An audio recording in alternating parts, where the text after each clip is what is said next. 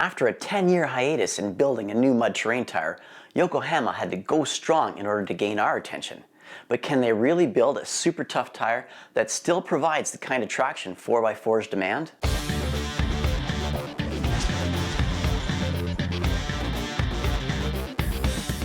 Yokohama says the toughness comes from their new Geo-Shield construction. Higher profile sidewall blocks give the tire a very aggressive look. They also protect the sidewall from damage and improve traction whenever they can claw into the terrain. True to many new tread designs, it also incorporates alternating shoulder blocks for improved traction to pull you out of ruts and built-in stone ejectors to keep the voids clear. Yokohama says they designed the optimal tread block to void ratio for the best traction, while their sipe design has resulted in shorter stopping distances on wet roads. A new high-density tread compound has extended tread life, and in combination with a flatter profile, they say they've decreased tread wear.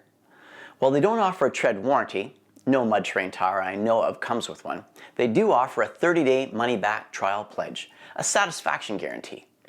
Time will tell as we continue to rack up kilometers on the tire. Yokohama says that a quiet on-highway ride while maintaining off-road performance is due to their advanced variable pitch tread. Now, quieter may be accurate, but no mud terrain tire, including the Geolander MT G003, is quiet on the highway. Our first on-the-pavement drive after switching out the all-terrain Mickey Thompsons proved that, as you could literally feel the GOMT's aggressively spaced tread blocks contacting the road as we started to roll. If you want a quiet tire, you shouldn't be looking for a mud terrain. If you want great off-road performance, you should. Now, I've had Yokos before, and the traction of those all-terrains was fantastic. I swear the grip was so good my truck could climb trees. However, I wasn't looking for trees this trip. I was looking for mud. Actually, I was looking for anything but pavement. I started at the valley bottom on a sunny 70-degree day, navigating Forest Service roads up through the hills. The rain was so hard and heavy that parts of the trail had actually washed away. Two massive windstorms that accompanied those rain days before had knocked down trees and power lines across the southern part of the province, and I passed downed branches and trees on all sides. Heading out to test tires by myself was starting to look like a bad idea. At one point I thought I had been foiled yet again as a large tree was down along the trail. Pine needles and small branches were raining down all around me, but I grabbed my saw and tried to cut enough branches away to get past. We've had some serious wind lately and it knocked down this rather big fella. So I managed to clear most of it, but it was still a pretty tight fit. And Eternity is off to this side. Turns out I could, but just barely. The G003s continued pulling me effortlessly up the steep mountainside as the trail turned from loose wet rocks to muddy pools of water. And the air definitely got colder as the afternoon wore on, and to my surprise, the water on the trail turned to snow. Climbing higher, the snow thickened, and the large mud pits of my dreams turned to slush. However, there was still hope. The lake at the top of the trail is a managed body of water, which is drained at the end of the season, leaving a muddy shore that swallows ATVs and 4x4s.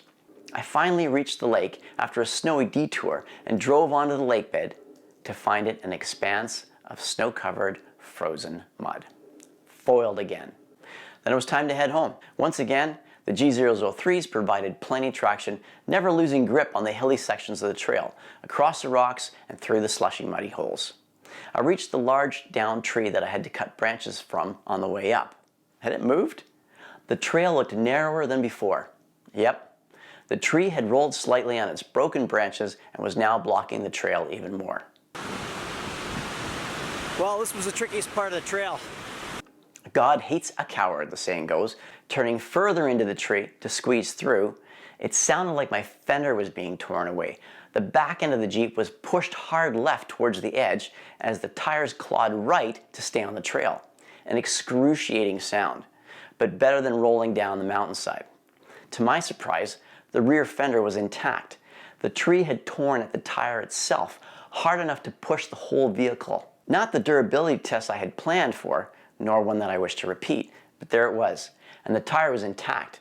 No gouges or tears in the sidewall. But for pavement, hard rock, gravel, loose rocks, slushy mud, and wet heavy snow, I can say they're fantastic. Are you the sort of 4x4 enthusiast that would take a little bit of noise in a mud terrain tire over a quieter all-terrain tire in order to get that extra traction? And do you think that this Yokohama could be the tire for you? Please leave a comment in the section below.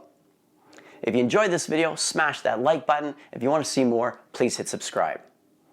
Remember, they say that money can't buy you happiness, but it will buy you a 4x4, and we think it'll take you there. Until next time, stay safe, and we'll see you on the trails.